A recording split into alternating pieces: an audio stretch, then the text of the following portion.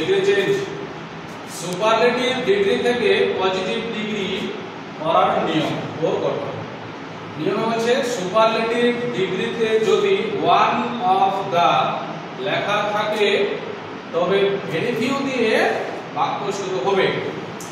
গঠন very few plus noun pronoun plus auxiliary verb am is are was were plus as plus positive form plus as plus subject plus ওডব্লিউ।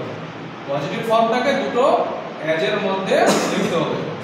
যেমন একটা প্রশ্ন, Ram is one of the best boy in the class, তাহলে answer কি হবে?